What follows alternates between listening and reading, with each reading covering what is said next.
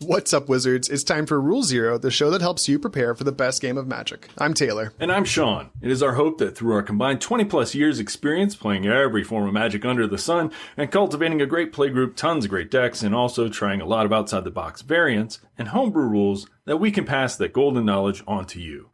This week, we have a special guest on the podcast, the first, none other than our very own local game store owner and friend, Charla.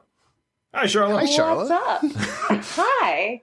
So now do we get to be like 30 plus years of knowledge? Oh, 100%. Oh. I'm just saying. I mean, this is going to be the most knowledge of any podcast Right. that's ever existed. Like, whoa, these big brains.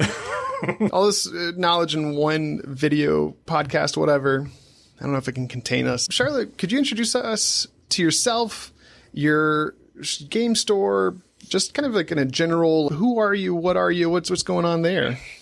What's happening? That's a great question. I am a wizard. Let's see. So I own Gamers Hunt in Asheville, North Carolina, and I've been playing Magic for 10, 12 years, somewhere around there.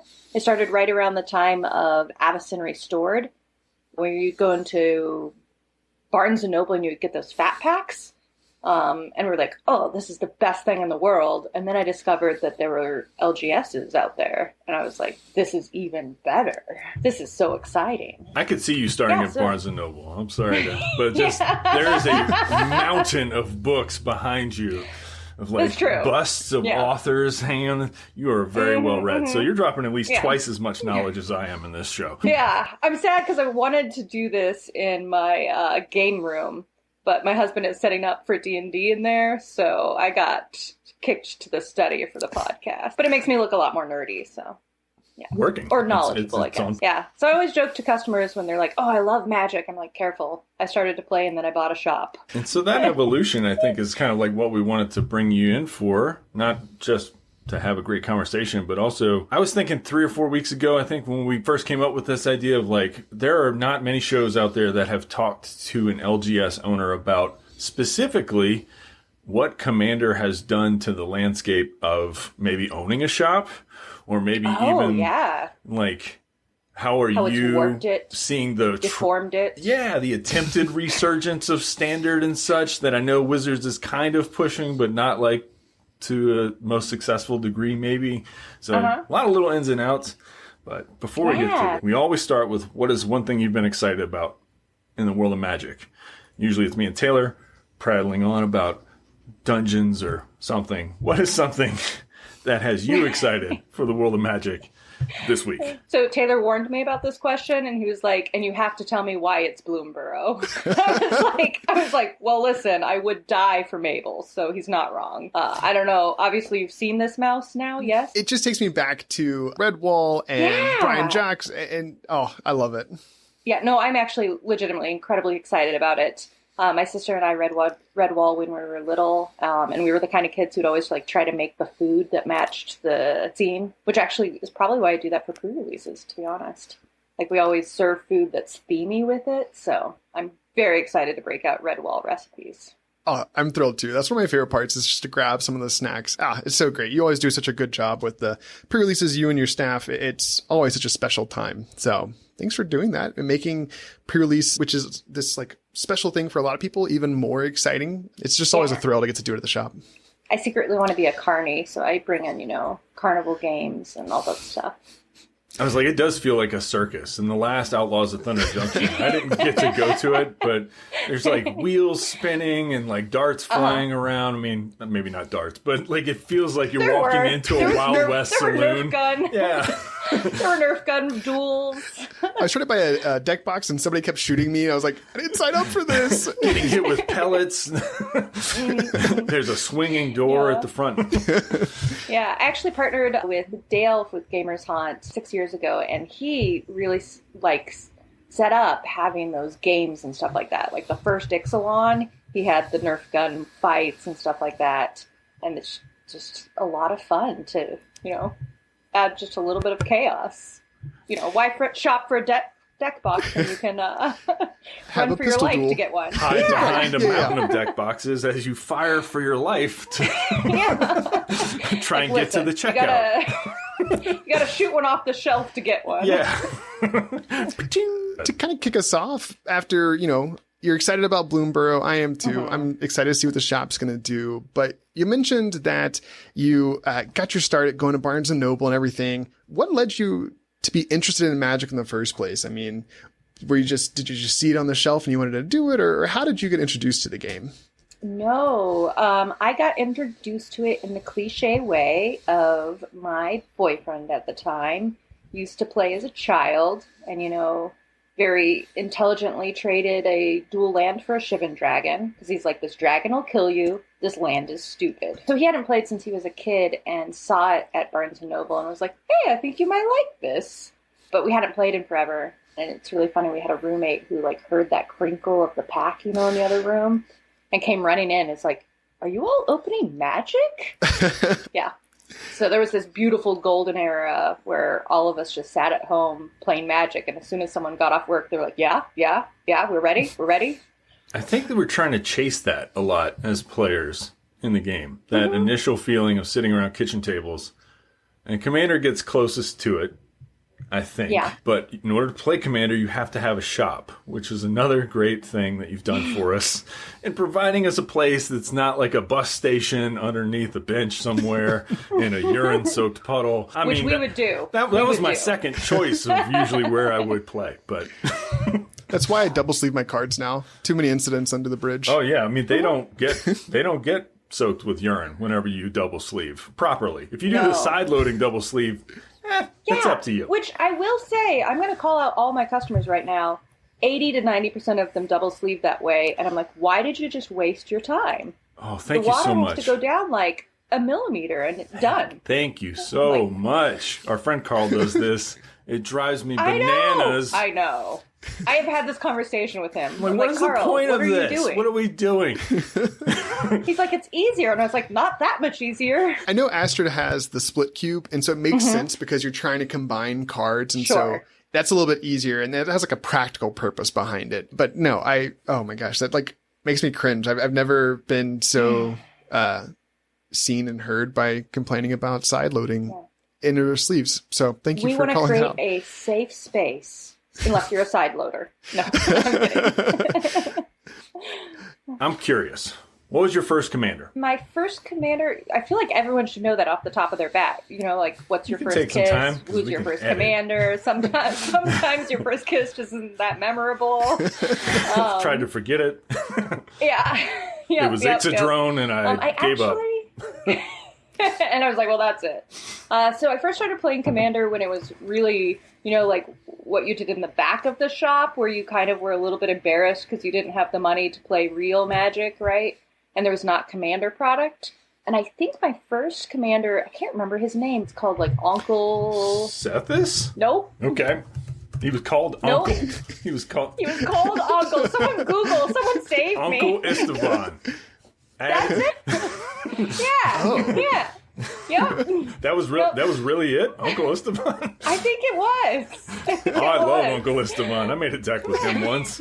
It was He's a great. problematic deck at best. Yeah. Story about him being insane. So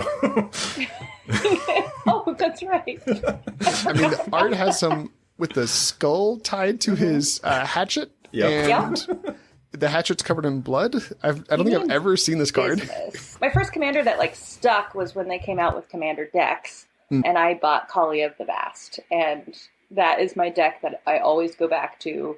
I take it apart, and then I'm like, what have I done? I'm so sorry. I love you. Come back to me. So now I've just resigned myself that she will never go away, and I put quote unquote the show off deck or all of the things that I think are super cool.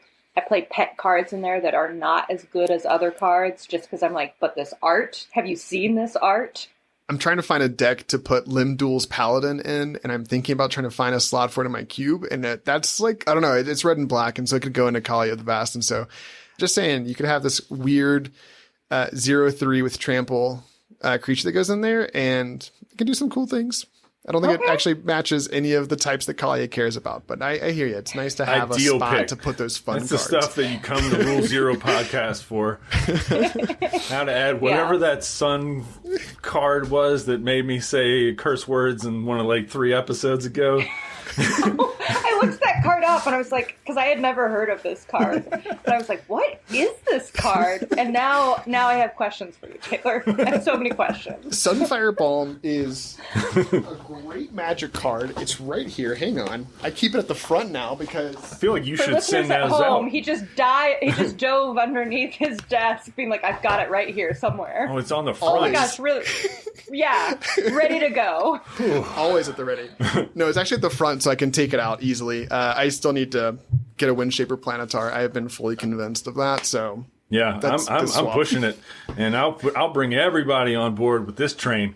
This train's never stopping, going right to Crazy Town.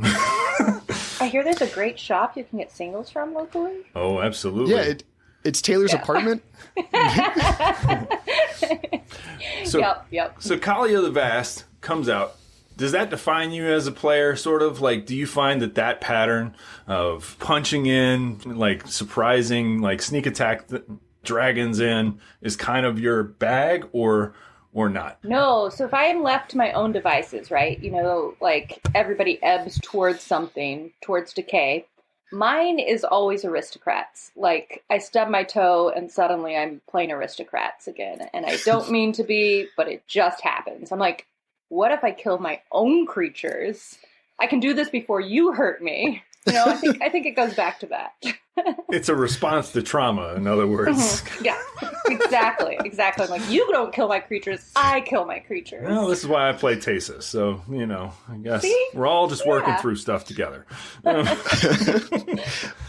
My Jadar deck is definitely just, let me sacrifice everything and try and get some value. It doesn't always work, but when it does, it's fun because, like you said, I hurt myself. You can't hurt me if I hurt myself first. Well, what's funny is Jadar is trying to hurt them before you hurt them, too, which his tokens automatically hurt themselves. So it's even more strange of a relationship. Like, my own commander is at odds in a way with what I want to do, but that kind of makes it fun. It's like, I can beat Your you, deck Jadar. is almost inner fighting. Yeah. I'm playing my own it's like a game race over against here. myself. One of my favorite standard decks that I played was what that trope comes from, is the aristocrat deck that played like Cartel Aristocrat, Falcon Wrath Aristocrat, Blood Artist. I really liked that deck. All those together are so fun. I love to, like, stacking all those things together because that Blood Artist effect turns into, 3 or 4 or 5 damage when you have the Falcon Wrath Noble, and then you add in Zulaport Cutthroat now, and there are all these new ones that keep coming out. The Wisp Drinker Vampire, I think, is that what it is, out of OTJ? That does it too. I mean, just all these fun things. New Kambal cares about making tokens, and it creates aristocrats on the front end, so whenever you make your tokens, it deals damage, and so a lot of cool synergies there. On the flip side, what are some commanders you don't like, or maybe you've tried and you just say, "Ooh, this is not for me"? All right, so I've made 2 decks that I immediately tore apart this year.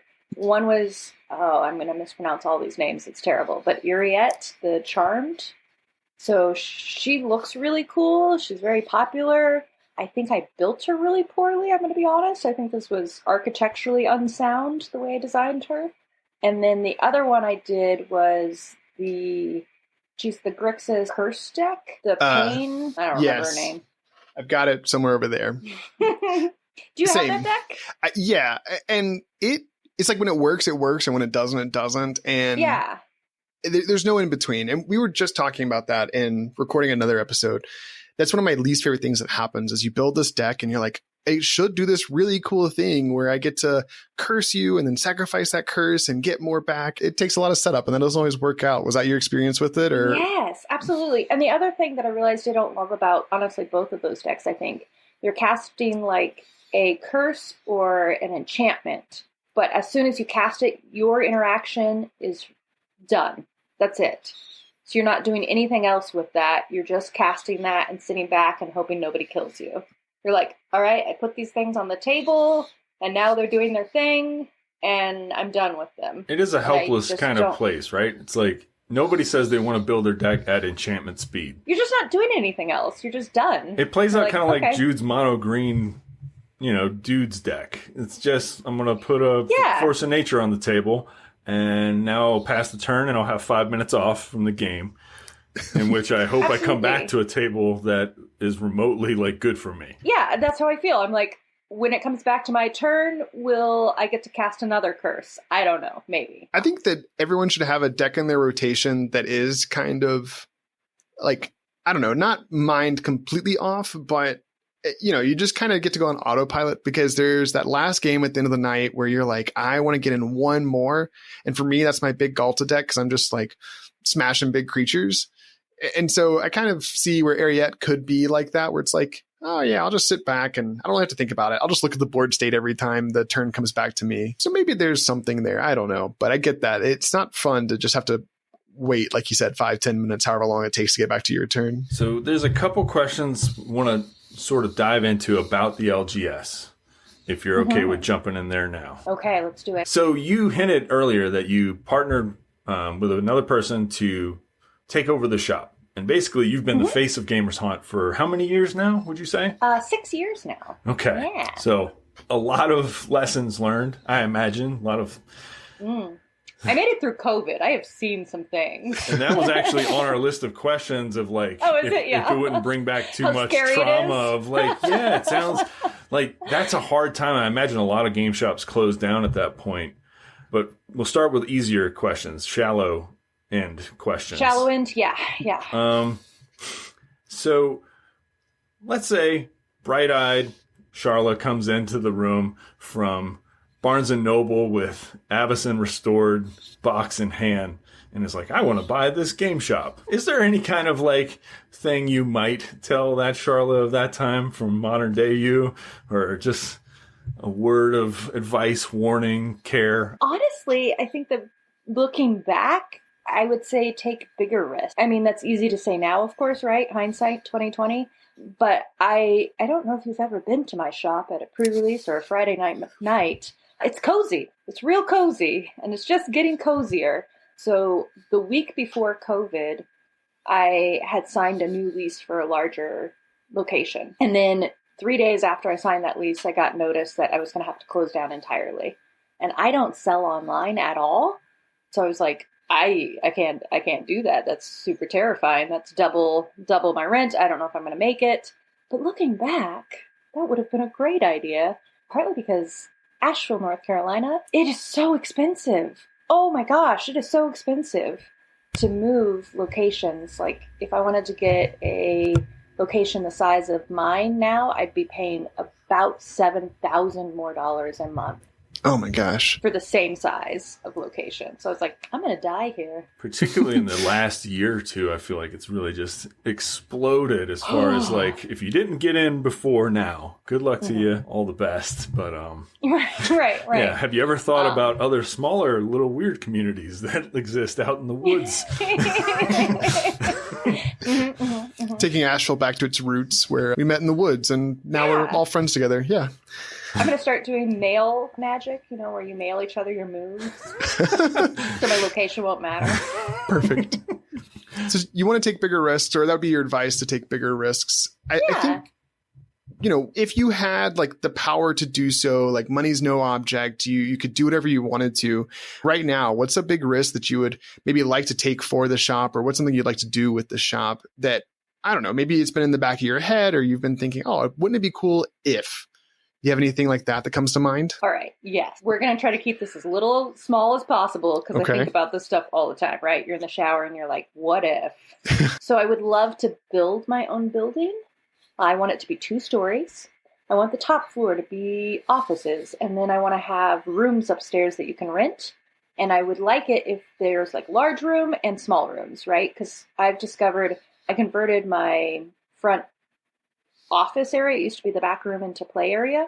And it's actually where all of my players gravitate to, because it's like cozy, it feels nice, you feel like you're playing a game at your kitchen table more so, I think. So even when there is space available in the back, I have players come there, not just you all. That is the spot where we try to grab on Sunday afternoons, for sure. Absolutely. Yeah. I'm there at the door, 1 p.m. Yeah, you're like, what's that room doing over there? Oh, we got it. We got it. I'm sending messages like a military person. We've got the room. Everybody come in. Yeah, there was a Sunday I was off and I had left all of my sorting stuff I remember on this table, and Shawn's like, "We have to be out on the porch. The room's unavailable." We're exposed to the elements and noise and other people. Terrible. What is this? What's happening? Yeah. So I would love to have a large space that creates small nooks that still make you feel like you have your play group. And I think that gives it that nice element of both. I would love to have a little cafe. And when I say cafe, I mean serves 3 types of sandwiches and 3 types of drinks, and that's it. Yeah. Because I think if you do it small and right, that's what you want to do. Like, I don't want to run a restaurant. I have no interest in that. And then I would also like to rotate, because Asheville is also really known for its breweries. So I'd love to have like 3 things on tap and rotating from the breweries of what it was. I probably wouldn't serve every night, but I'd have certain nights that were like draft night. That sounds great. I like a good pun. It's the only way you can stay alive in this environment of game shop wars. Yeah. Good puns. Yeah. That'll get you through. I want to keep it a good like family kid place, but I want to have like maybe after 9:00 or, sometime where you were able to have just a beer and sit and play. That's my dream. I remember doing midnight pre-release with Amonkhet, I believe. And I brought a friend who had never played Magic at a pre-release or anything before. And I don't remember when it started. Maybe 10:00, 11:00. And I remember getting out of there at an hour where no one else was awake. And it did feel like I was kind of leaving a bar at that point. I was emotionally drained, mentally drained. We had some spoils and packs, and we're just too tired to even open them. We're just kind of just zombieing out into the street. It was actually a lot of fun despite that description. No, that sounds awesome. I think that some of those events and some of these ideas are possible. I mean, it's so cool to have seen the shop grow, because that's how Shawn and I met. We met, I guess, 10 plus years ago at Gamers Hunt. And so cool to see how the shop evolved. I remember when you expanded and you added in that extra side there, and that was amazing. I remember the first time walking in, and I was like, this is a beautiful space. And so I can only imagine what you would do if you had this 2-story building with all of these awesome nooks and crannies and a cafe and everything else. So I'm here for it. I would love to support that. And however I could, I'll still find a way to get there. I'm just going to throw this out there to people. There's this customer, Jeff, who plays Modern there, and we buy the lottery ticket, and we've agreed if one of us wins, we're going in together. We're going to make this happen. Sign me up. That's probably better than the number of packs I buy anyways. Oh, wait, hold on now. Let's not get carried away. I am down. I'm sure there's a limit out there, but I often think to myself, if you win the lottery, really, you don't need that much money to have a good time and enjoy yourself. So just literally divvy it out amongst all your friends, pay off all debts, etc. Make everyone's life better, because, what are you going to do? Get buried with it? Be a Jeff Bezos in a yacht that can't even fit through a canal? What are you going to do? Come on. I love the people that are like, lottery winners actually aren't that happy. And I was like, give me a chance. Yeah. Let me see. Yeah. Let me find out. Let's try these shoes on. I'm just saying. I would gladly walk a mile in those shoes. So curious. You could say wave your hand and let players at Gamers Haunt know a thing. This thing would be make your life easier, make things better for your employees, who knows what. Feel safe saying this, unless you don't, and then I can't, help you there. But say it anyway. Say it anyway. Good television. What would you let folks know? What would be a healthy thing for new people to the shop, or even old veterans to the shop, to kind of recognize? We'll do the boring part. If you're running a business, usually they say you want your profit margin to be 50% more than what you pay for the product. It's usually closer to 40. Magic product is about 10%. So when I'm selling you a box that you're like, why is this so expensive? I hate you. I'm making about $5 to $10 on that box. And that is before I've paid my employees. That's before I've paid my light bill or my rent or anything else. So there's just no profit in sealed product. So a lot of times, yes, you can buy it cheaper off of TCG, because that is a dude in his underwear in his grandmother's basement. Love you, TCG player. Sorry. Don't not sponsor this podcast. No. I mean, like, I do legitimately think TCG Player is a good tool for players. But a lot of times it's a race to the bottom, where it's like people trying to offload product that they just literally don't need. So they're selling it cheaper than I can buy it from my distributor. And I legitimately think people do not know that there's just expensive. There's no MSRP, which is, I think a lot of people don't even know what that is, but it tells you what the retailer is like, this is what our product is worth. And Magic, this is my tin hat theory, but Magic, when they signed a contract to only sell exclusively through Amazon, and they stopped selling to local game shops, because we used to be able to buy directly through them. And they were like, the only person we're going to sell directly to is Amazon.com. They took away that MSRP price, and I think they did that because Amazon sells so far below that MSRP that they didn't want to show that, right? They didn't want to reveal that. Wow. I think that's good to know. I mean, I know one of the things that really amped up my love of Magic was watching the professor on Tulane Community College, and he talks a lot about buying singles. And so how does that work for you? I mean, you can tell us as much or as little as you want to there, sure. But does that, if I buy singles, does that help you more? Yeah, I'll tell you anything. Well, it's awkward, right? Because I say there's no profit in sealed product, but I want my customers to buy sealed product. I need them to, because that's how you get cards in the community. So I try not to make it crazy expensive. I try to be like, okay, this is just enough that at least I have it for people. They can open it, they can experience it, because yes, we all know it's stupid to buy that pack, but yes, we all buy that pack. Like, it's just so fun.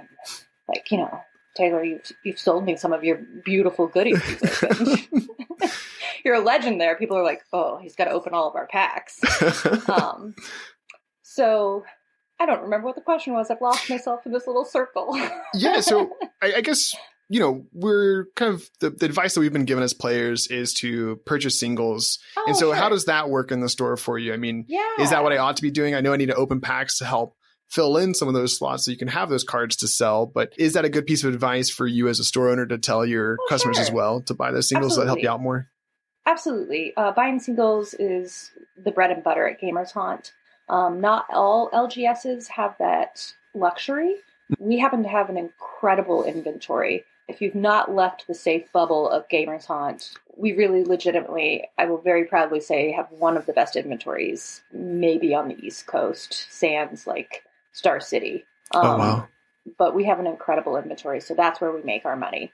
So yes, absolutely. I think the other thing, touching a little bit back with singles and what Shawn was asking about, what I wish customers would know about is proxies are a very awkward and comfortable conversation for LGSs. And it's something that I wish that the professor would look at with more nuance. It's frustrating to watch huge, big icons like himself be like, just go home and print that off. Like, I understand that. I've been a player. I proxied cards and things like that. But Wizards of the Coast will not sell me product if I allow proxies to be used in the shop for tournaments and for gameplay. We would lose that right to be a Magic shop. We would lose that identity. And I don't think they talk about that enough. So people are just like, yeah, whatever, who cares? And that's a feel bad as a shop. So you're like, I can't do that. Wizards monitors what you get very closely. Like, you have to have a certain number of players in your shop that are returning, new players, all of that stuff. They keep track of it, determine whether or not they will give you cool promos to give out to your players, whether or not they will sell you product, period, how much they will sell you, how many pre-release kits you're allowed to even buy. You know, it's this weird game of like, new product will be coming out and you'll call up your distributor and they'll be like, hey, so good to hear from you. How many collector packs do you want? And you're like, I want 60. And they're like, how about 20? And you're like, okay, that sounds cool. So it's this just a weird game of cat and mouse. And I think that I would really love it if people talked about that more, of like, you know, that is a nuanced conversation. It's not just across the board of like, screw it. As a follow-up, I mean, is that like they watch out for that for like sanctioned events, like a standard, like an FNM, or is it just kind of like general, like if they're playing in your store, that's what they're watching for, or like that's what you have to report, or how does, and like you just said, I know it's nuanced. You don't have to go into crazy detail, but I mean, we've drafted my cube at your shop, and I have one proxy because I can't find a copy of it. Did I ruin everything? Don't let everybody hear this. No. All of my cube ones are not sanctioned events. I don't use those for reporting as events, largely because cube, I think, is just a really fun, interesting way to like figure out how you do nuanced. You were talking about how Astrid has this double-sided cube and stuff, so almost all of hers are printed out because it's not practical to have 2 of every single card in your cube. I also think proxying is really important to figure out whether you even want to buy a $50 card.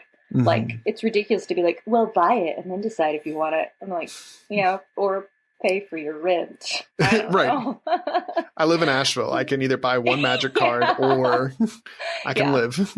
Right. Just saying. Yeah. So, no, you just have to figure out, like, where's that balance at? So, for instance, Friday Night Magic, for the event itself, I've got a big sign and stuff where it's like you have to have one deck that is, like, your registered deck that is unproxed. And that's going to be the deck for the official event.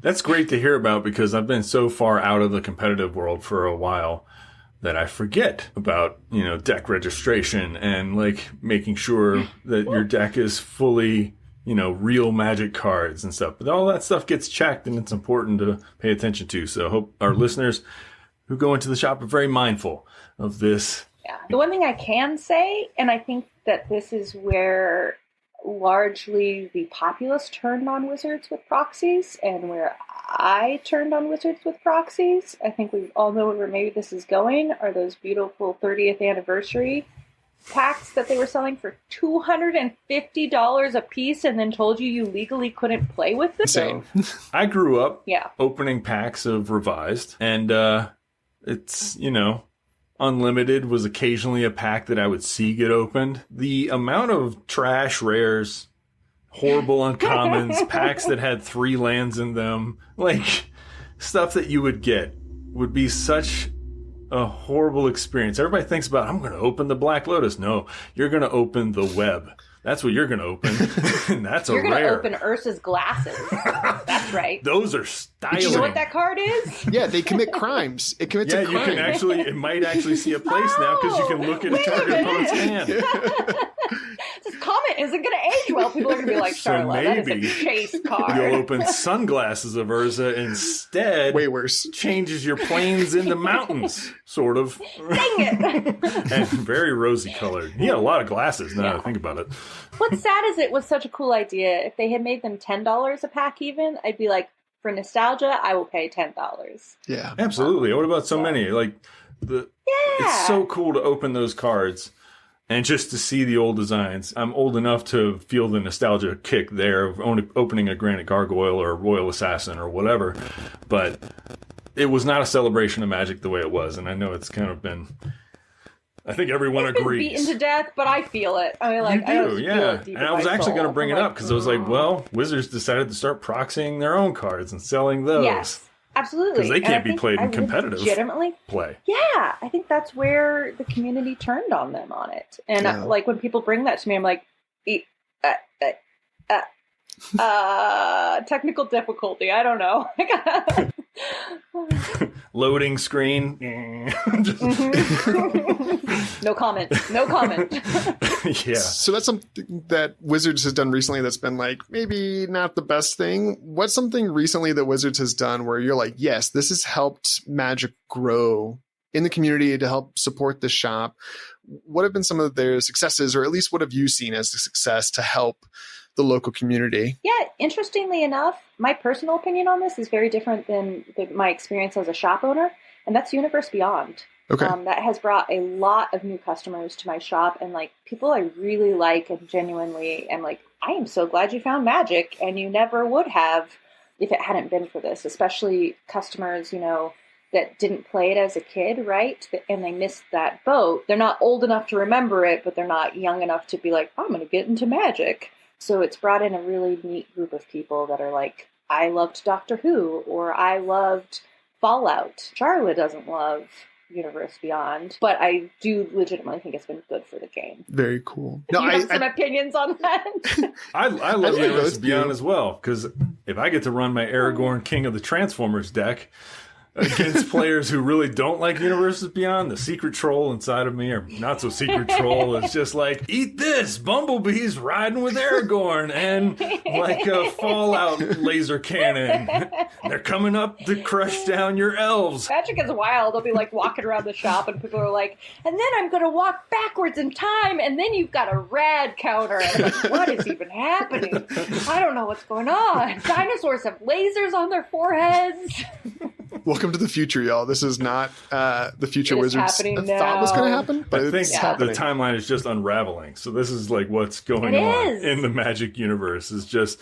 And I really appreciate that not everything has to be for me. And I think it's been cool. I think that's the thing that scares me about like the future of Magic a little bit is as they continue to incorporate some of these, universes beyond. I mean, we've got Assassin's Creed coming up. We've got Final Fantasy. How do they incorporate it without pushing the complexity of the game too far? Because we've seen some like really push designs in the past few years. We've seen some really powerful cards. And, I feel like my tin hat is, this is going to ruin Magic forever.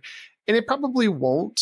But it is a fear of mine because I do love this game and I do want to see it succeed. And I do want to continue to see really cool sets like Bloomburrow come out. But it does scare me a little bit to see, I don't know.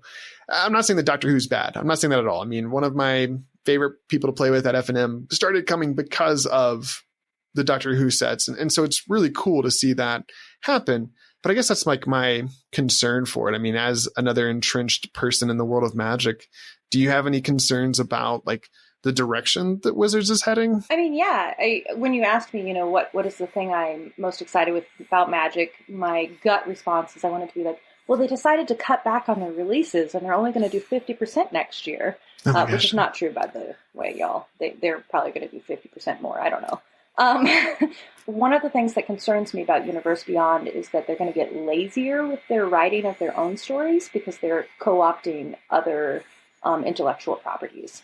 They're like, we don't need a story because Spider-Man has one. Yeah. And that concerns me because I do love the lore of Magic. I like how creative it is. I like the story. I know a lot of people ignore it entirely 100%, but I really enjoy it. One of the things they do with the pre-releases is we always do like trivia about lore for Magic because I think it's neat. Yeah. My answer to that is what they're going to do. They're just going to make new formats. Like Modern, for a long time, it's been my theory that they're creating it into Vintage and Legacy because they can't make money on Vintage and Legacy. They cannot reprint those reserved list stuff. But if they reskin it, they can. They can get the best of both worlds, right? So Modern, you're now with Modern Horizons 3 especially, you're getting Necropotence is being reprinted. All of these incredibly powerful Legacy and Vintage staples are getting printed into that format because they figured out how they can make money then on that. And then they created Pioneer. Yeah. And Pioneer is your new Modern. So I think you will continue to see that. My prediction, you can write this down, folks, and then in a couple years we'll go back and find out whether I'm nuts or not, is I think CEDH is going to become its own format. And that's going to be where your reserved list cards find a home. I hope you are correct. This may turn off some listeners. I have long wanted a separate format and ban list for CDH and EDH. And I know not everyone agrees. And we are called Rule Zero, so why couldn't you just Rule Zero your own thing? Well, as we talked about before, sometimes you go to the convention and you bring Ilharg Boar Tribal, like we talked about on a recent episode, or we're going to talk about, I can't remember what order we're doing them in. And then somebody else plays a deck that is about 800 times more powerful than Boar Tribal Ilharg. Absolutely. I think it needs to be a separate format because every format is taking Rule Zero and making that conversation happen before the game begins. And I don't think any problem with that. Like if you sit down to a table and you're playing Pioneer, you already had the silent Rule Zero conversation of you won't have fetch lands. Like that conversation was had before you even sat down to the table. And I think those are good conversations because people will have a much better time playing Magic if you are playing the same game. Yeah. And you are not playing the same game when you are playing CDH and casual. It is not the same game. Have you seen that in your events? Yeah. Like a real pub stomping or something happening? Mm-hmm. How do you deal with that in the? I have created entire formats based around trying to avoid that. We're launching our Summer Commander League, and it is designed to try to avoid having pub stompers come in with just CDH deck to destroy you. And the way I have done that is I've created these decks that you draw at the beginning of the game, and those tell you how you get points for that game. So it changes every single time you play. And that way you can't go home and sculpt the perfect deck to be a point farmer. Be like, I'm going to go in because Charla's event says the person who casts the largest spell gets a point, and the person who exiles a creature gets a point, and so they'll just stuff their deck full of those things just so they can come in and pub stomp. I've had tiers at my events that had that, so I was like, how do I avoid that? And I've done this for the last couple, and it's worked really, really well, where some of them are, and they're all really stupid names. Like, one's got like a guillotine, it's called the Leaderless, so you get 2 points if you decide you will never cast your commander in the game. So it's like a penalty you take on yourself, but you get 2 points for it. Yeah, they're silly and stupid and, punny. There's like because we know puns will keep Bride it alive. Ones. Yes, that's what I'm saying. Rewind and see that again. Yeah, there'll be stuff like inconceivable, and you get points for like killing people with their own commander. But it changes constantly, and it kind of helps boost that factor. I think that's great just in terms of playing in general. I mean, something that Shawn and I talk a lot about is how difficult it can be to keep things fresh, or to make the game interesting, because after having played for so long, it's really easy just to kind of go through the motions. We were talking about your Ariat deck and other decks like that, where it's just like, I'm going through the motions and we'll get back to me eventually. And so when you have fun, interactive things like these cards out of this deck to try and earn your points, that makes it exciting, because now you've got this new goal to achieve. Because I think something that I experience a lot as a player, as somebody talking about this format, is that it's really easy to sit down in a pod and the game doesn't move forward because people are afraid, like, oh, if I attack this person, they're going to be mad at me and retaliate and crack back. But it's now propelling the game forward because you're saying, oh, I'm trying to achieve this, reward. And that's why I like the bounties so much they printed in the Outlaws of Thunder Junction commander decks, because it's easy to attack then and say, oh, I'm just trying to get this bounty. Like, sorry, nothing personal. I think it helps to move the game forward. So I love anything that helps to create some way to break that tension of the standstill that occurs sometimes in games. Yeah, I think Shawn nailed it when he said we're all chasing that first high. We're all trying to get back to that like kitchen table, that experience of first sitting down and discovering Magic cards, right? So I've seen you all create different formats, and I've helped create some of the old ones we've done where it's like we're going to play all gold border cards and just neat creative ways. I do a summer camp. This is my plug for that. If you have children, come do my summer camp. But I always start off the summer camp telling them about how like Commander was literally just a bunch of dudes. I'd love to say ladies, but a bunch of folks sitting around being like, let's find a new creative way to play Magic.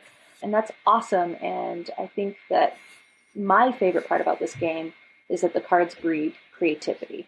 And I love that. You read a card and immediately your brain starts being like, how can I make this work? How can this fit together? When the light bulbs kick on in somebody's eyes, or even in my own at this old age of like when I create 47 robots with Mr. House, and I realize that by copying Mr. House, I'm actually triggering more Mr. House triggers with every single dice roll, and it just exponentially explodes. My brain is just that meme where like the brain is just blowing up in space, and it's recreating that joy, which is one of the things I think we wanted to start the podcast on. But I had to jump in because one thing you mentioned, and it's in my questions, and I'm glad you mentioned it. I don't mean to put you on the spot, but what is it like to be a lady in Commander or in Magic in general? Has it improved over the years at all? Your shop's like super diverse and awesome and welcoming, but I know it's not like that everywhere.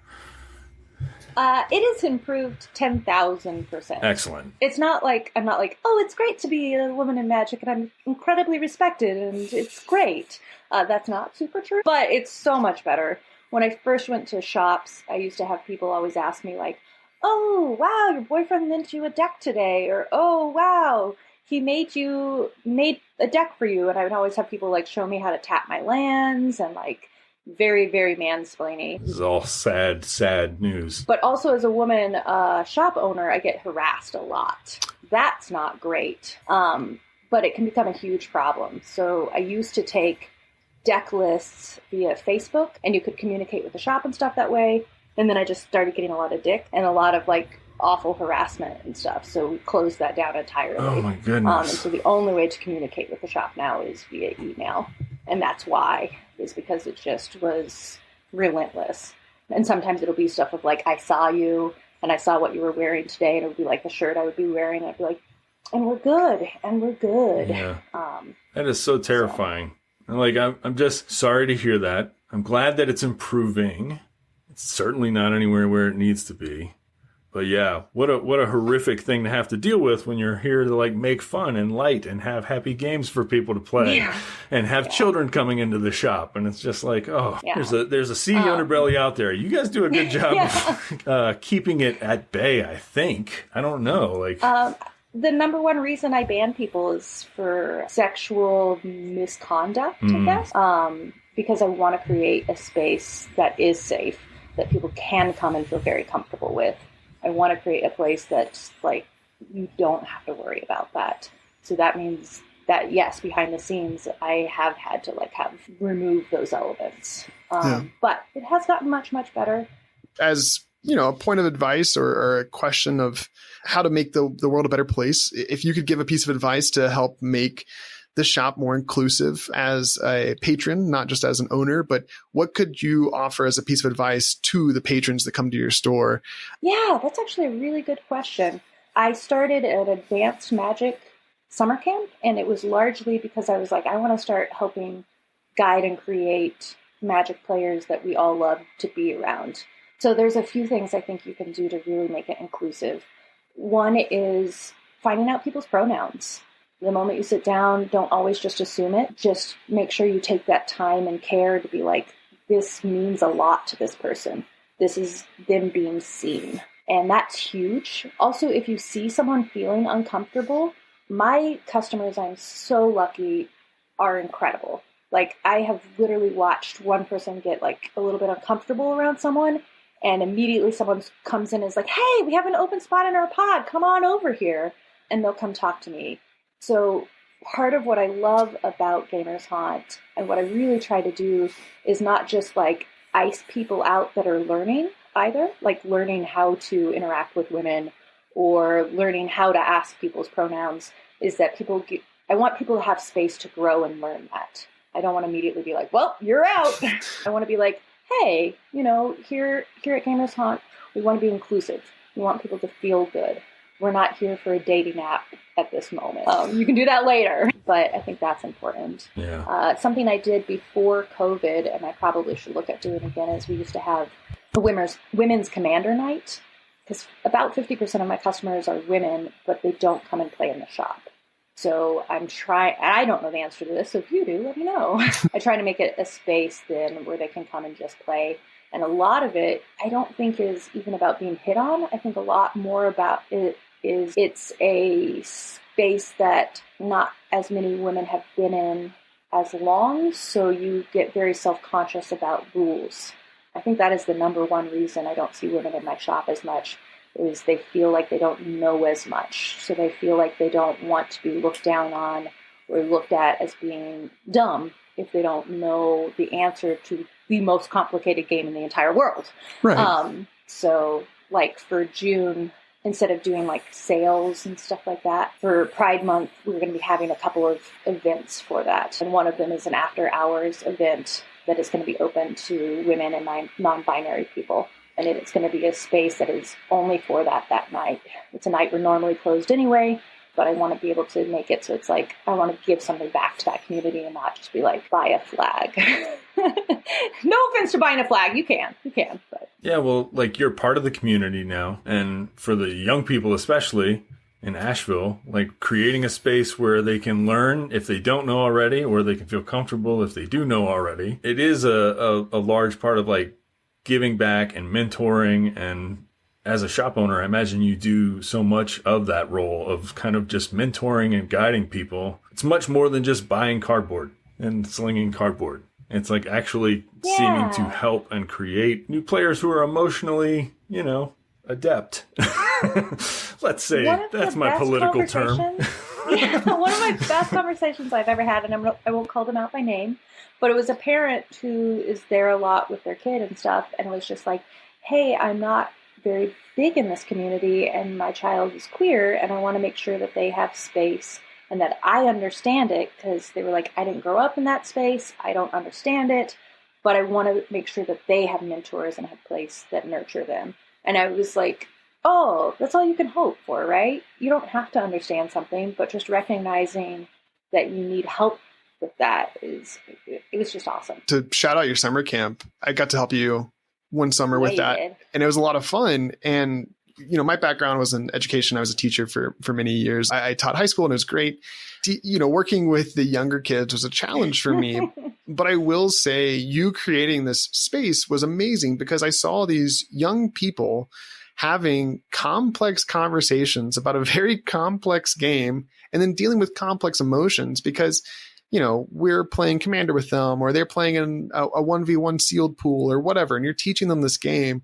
And then it was amazing to see this, what was initially a sad scenario because one player beat the other player and the player who lost was dealing with some of those complex emotions of losing, and they started to cry. And to see this community that you fostered then go and support that person, and all the other kids like rushed over and pat him on the back and, you know, lifted him up. And it was great to see that happen. And I don't think that type of positive like reinforcement occurs all the time. You know, when I was teaching, it was very common for more bullying to occur than any type of thing like that. And so it's so cool to see a place like Gamers Haunt creating that environment where we can have complex conversations, where we can have complex games, and we can deal with those complex emotions. And it starts at a young age. And that was so cool. So thanks for doing that for the community. Yeah. I think that does a lot more than what people might realize or even think about.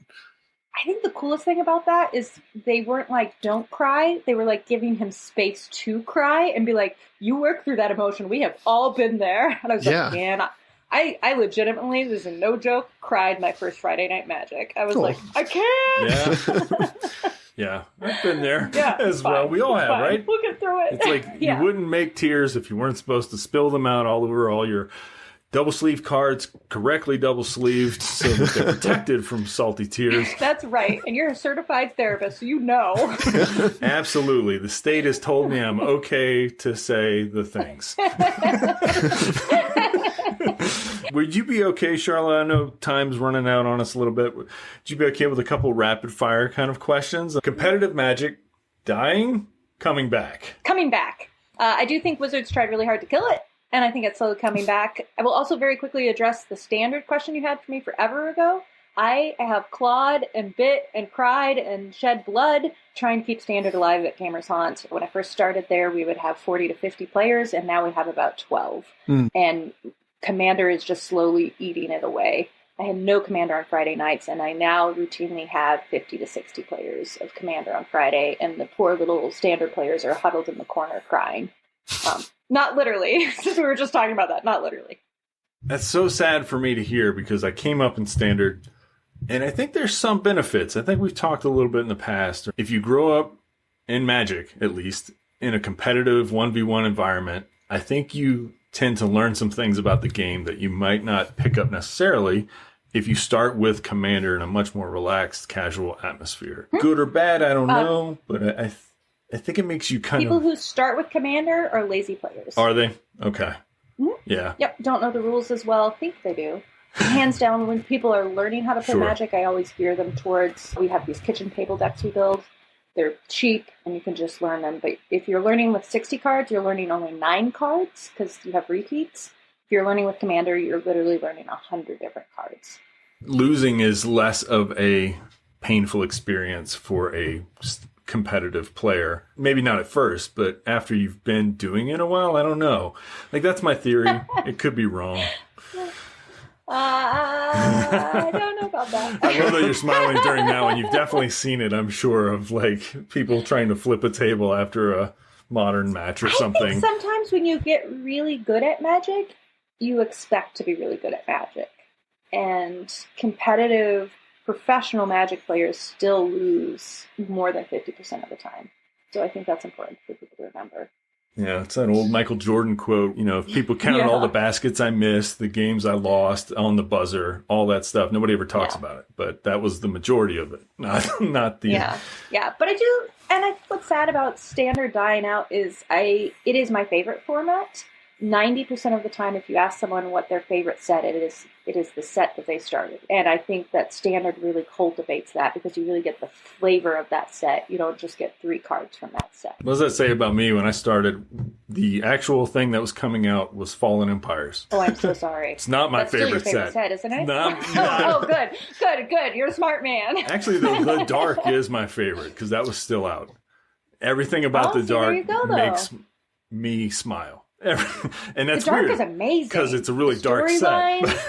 Yeah, I love it. Love the Dark. Yeah, people don't know enough about the story. They should look into it. There's a Mark Rosewater podcast, A Drive to Work, where he talks about the birth of the Dark and the story about how it follows the Ice Age, and then there's all these like strange things happening post Ice Age. It's a really neat background story and explains why some of the cards are the way they are.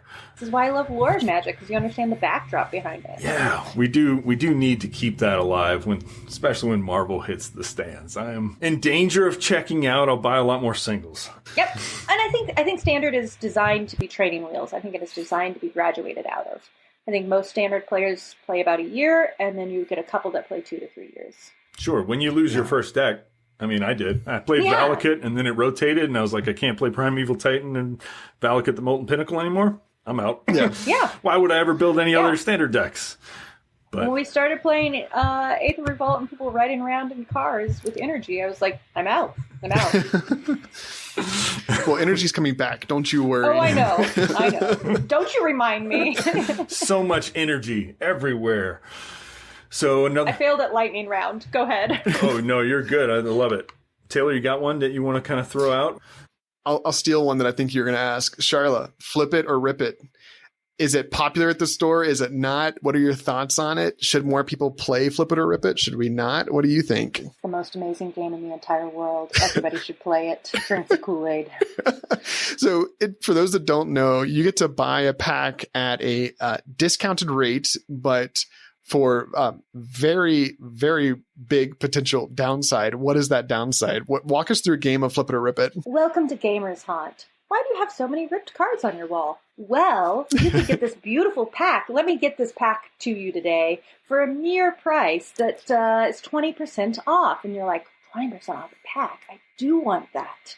So then we proceed to take it, we open it, shuffle it all face down, and we agree upon a card. When it was draft packs, it was easy. It was always the rare, because there was only one, but, that doesn't exist anymore. Anyway, follow me. You flip over the rare, that's it. You get a discounted price pack. I'm sad, you're happy. Life goes on. If you don't, I rip one in half, I set it to the side, I do not look at it until the end. And then at the end, I flip them all over, and I see what beautiful bounties I have ripped in half. And my first one I ever did with that was Blood Moon. And at the time, it was about $40, so it's still on the ceiling in my shop. But we've gotten incredible things. We have Force of Negation, we have Renin 6, we've got swords, it's just beautiful.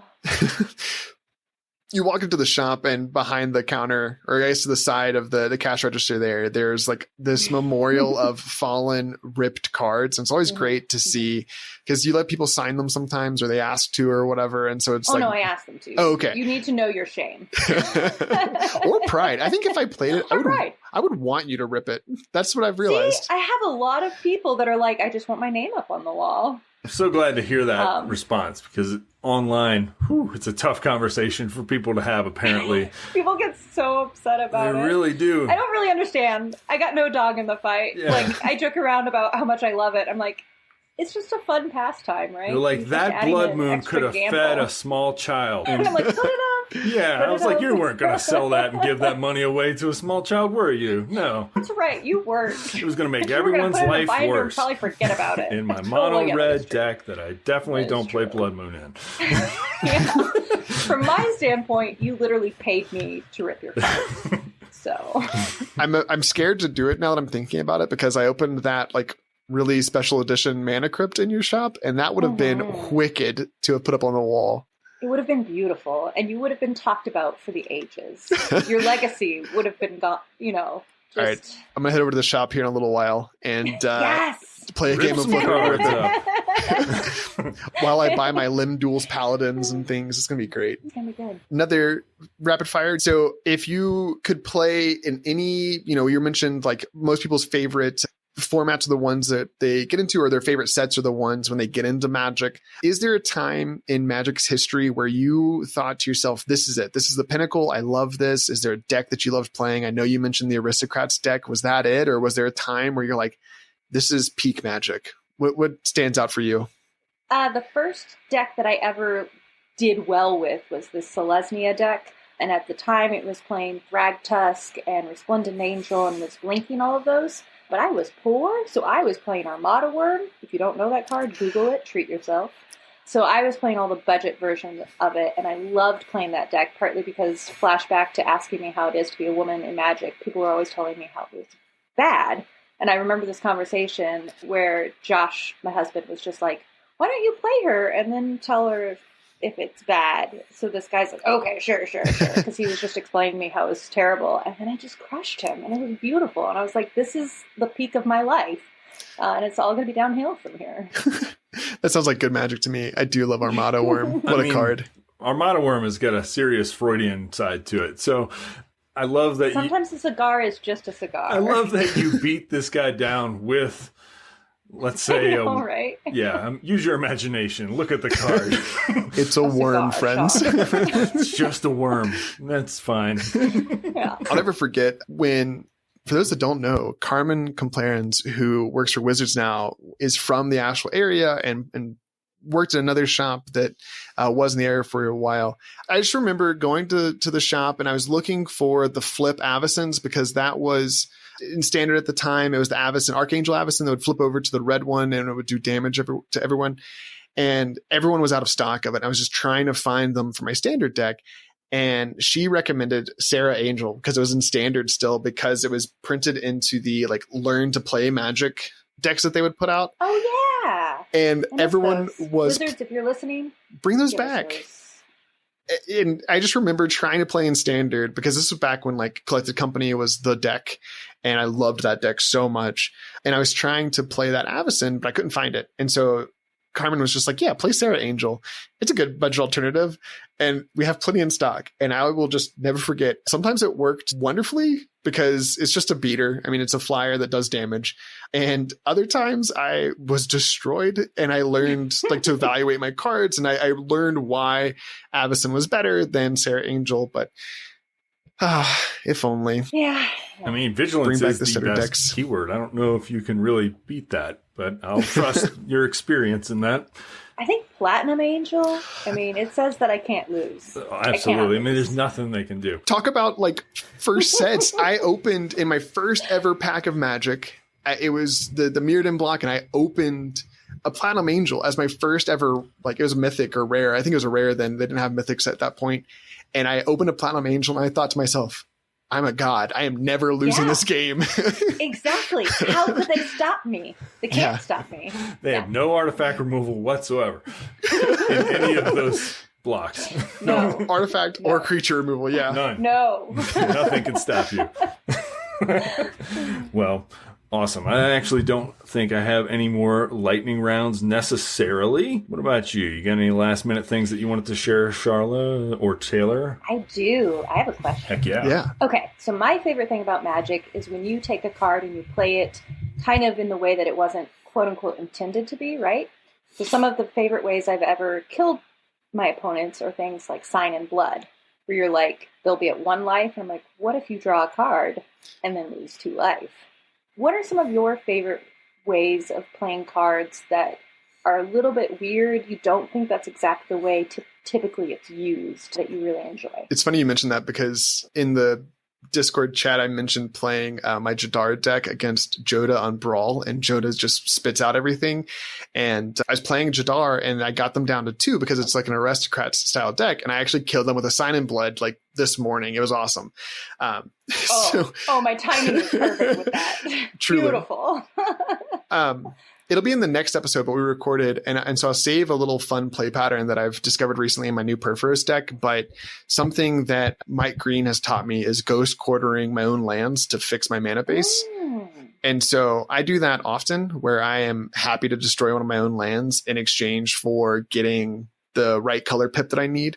Or I try to incorporate some of the indestructible lands, and so I can turn the Ghost Quarter into, whatever color fixing I need. So if I target my indestructible land, yeah, and that's not me. That is Mike who taught me how to do that. But I try to look for those corner cases because more often than not, I don't need more mana. I need more pips, and so I'm happy to sacrifice a land. And I can target a tapped land too. So Ghost Quarter, and it's great. Mike taught me that Temple of the False God is bad.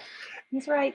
It's good in green decks, but that's it. Yeah, I mean, I think a lot of these are discovering penicillin, where you're just like, I accidentally got this deck all moldy and it worked great. Oh, I wish I had some good answers for you, because I know over the history there have been some. I've got one for you, Shawn. Okay. And I don't know if you have it or not. I don't know if you still have your Anim Pakal deck together. Do you still have that together? Oh, absolutely. So one of my favorite two lands. I love lands. It's just one of my favorite ways. I used to play a lot of landfall decks, and it's great. But if you're not playing Castle Embereth, you have to, because it pumps all those tokens, and people always forget that your lands can do cool things like that. And then the second one is Restless Ridgeline. That's the red-white one, but it puts counters on things. And so you can put counters on Anim Pakal to help bolster her stats and get more gnomes, but it also can attack. And I just think more people should play creature lands. I think those are two lands that could slot into that deck that are just fun, because you could, if you have enough mana, you could pump up the Restless Ridgeline as well. I've killed people in Brawl with that as well, and that's always fun, because they're like, oh, a board wipe, I'm going to kill your 1 million gnomes. And I go, you thought. I will say, maybe the most I love the creature land idea, and I love Anim Pakal because it's reverse aristocrats for me. Whereas aristocrats, you think of a deck that the person playing it needs to just do a lot of math. I'm doing it, but not draining people. I'm doing it with Cathar Crusade counters that are all at different levels of Cathar Crusade. So I'm well, I've got one token with 18 +1/+1 counters. And then the next 12 tokens have 19 +1/+1 counters. And it just fills me with glee. Big brain. I don't know if it's big brain so much as lucky brain, but one of my favorite things I've ever done in Magic was in Modern.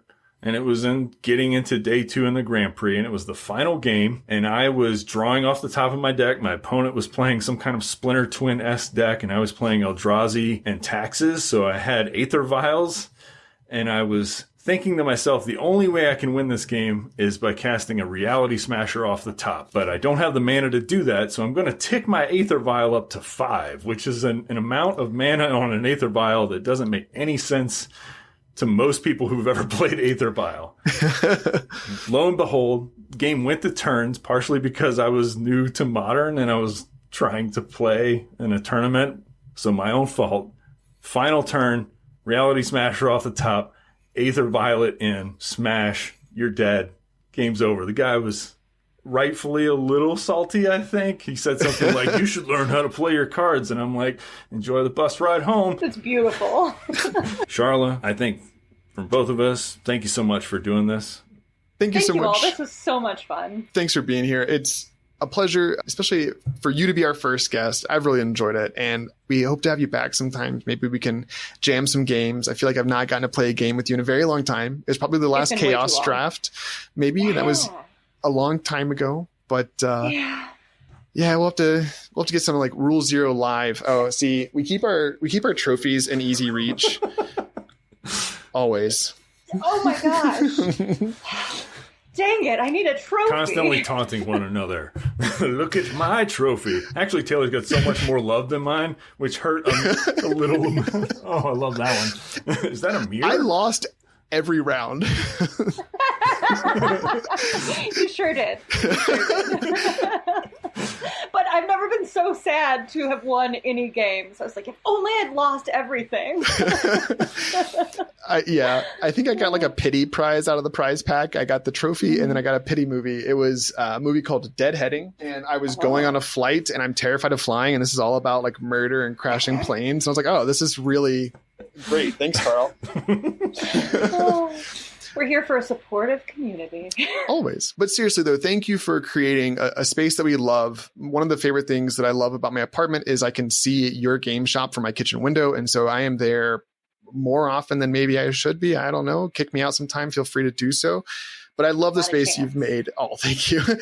I love the space you've made and how much it helps our community. And for both Shawn and myself, this nerd hobby that we love, and how wonderfully you fostered this community that we are a part of. So thank you. Yeah. And I just want to say, like, legitimately, my customers are what make it. So thank you all so much for helping me make it. Like, I can't be a one-person show. That doesn't matter. It's because we have an incredible community that helps foster that and bring that in. And you all have been there basically since the beginning. Next week, we're talking about a situation that players often come up against if they've played EDH or casual Magic for any amount of time. A deck that your playgroup feels is a little oppressive. It's hard to hear that our babies are actually terrifying monsters with 3 rows of teeth, orange fur, and somehow become the whole point of a set that was supposed to be celebrating the flavor of the Southwest and cowboys. Well, anyways, in other words, a baby or a deck, whatever you want to use for metaphor, needs to be retrained, constrained, put back in its loot crate. So we're going to teach you how to do that, perhaps, how Taylor did that with his owned already deck that got a little out of hand, and how it now feels like a much more happy-go-lucky, Perforos, Forge-Blooded, or something like that. The one that flashes creatures in. It's a pretty cool deck. If y'all enjoyed this conversation and discussion that we had with Charla, the owner of our local game shop, be sure to follow us on Twitter or X, where we have more conversations like this one at Rule Zero Podcast, or you can email us at rulezeropodcast@gmail.com. That's rule0podcast@gmail.com. If you'd like for us to highlight one of your decks in the future, feel free to reach out to us. We love talking about decks, and especially from our listeners. Just reach out to us. We'd love to feature it. And don't forget, in Magic, there's no problem that a Rule Zero conversation cannot solve.